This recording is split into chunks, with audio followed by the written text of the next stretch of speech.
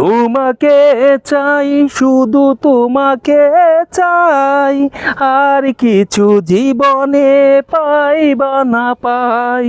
তোমাকে চাই, আর কিছু জীবনে পাই বা না পাই। আরে আলম না, আরে তুমি তো সালমান শাহ গেটআপ নিছো দেখা যায়। হ্যাঁ, আঙ্গুর প্রিয় নায়ক সালমান শাহ নিয়ে এত অস্টিং করা ভালো না, বুঝছো?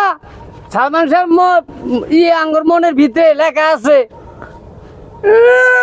শোনে নাই কে আসলে গন্ধ আর নাম তুই আতর আলী। বাপ কি এই কি কি এর সালমান শাহ বাপ নইছি আমি? তুমি আঙ্গুর প্রিয় নায়ক সালমান শাহ ভাত ধরছো কে? এই কি আবল তাবল আরম্ভ করছো কথা? তুমি কে সালমান সালমান শাহ গেটআপ ধরছো? কে সালমান শাহ গেট আপ আঙ্গুর ধরছে? প্রিয় নায়ক সালমান শাহ। এই তুমি মাথায় গামছা বান্ধিছো, ও এই গামছা, তাইলে এটা তো সমস্যা হইছে। সমস্যা না, আঙ্গুর অপমান করা হইতেছে আমার প্রিয় নায়কের। প্রিয় নায়ক অপমান করা হইতাছে। তাহলে কি